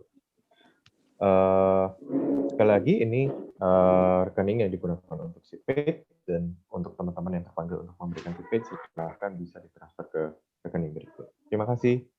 Terima kasih Bro Didit untuk laporannya dan informasinya, pengumumannya. Kita udah di penghujung acara nih. Saya baiknya kita buka dengan doa dan kita juga tutup dengan doa. Saya ingin mengundang Pak David untuk bisa menutup doa untuk hari ini. Boleh Pak David? Oke, mari kita berdoa. Bapak, terima kasih, kami ucap syukur untuk waktu yang begitu baik kami belajar dari apa yang disampaikan oleh anakmu, Pak Ted Margono.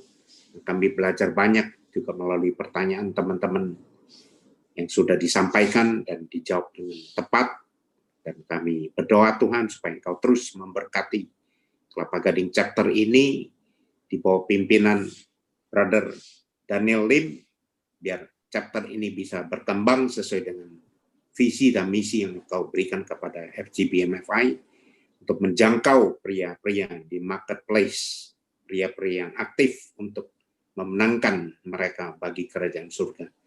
Terima kasih Tuhan untuk waktu yang sudah dilakukan dalam acara ini berjalan dengan baik. Terima kasih untuk teman-teman yang sudah bergabung, dan juga khususnya hamba-Mu Pak Ted Margono yang telah mempersiapkan diri untuk membagikan pengalaman dan juga hikmat yang diberikan kepadanya, dan kami melihat bagaimana Engkau bekerja atas hamba-Mu ini, Ted Margono. Engkau berkati dia, berkati chapter Kelapa Gading Pak Daniel Lim sebagai presiden chapter, dan juga Engkau berkati teman-teman yang sudah ambil bagian bergabung. Terima kasih, kami mengakhiri semua ini di dalam nama Tuhan Yesus kami sudah berdoa. Amin. Thank you.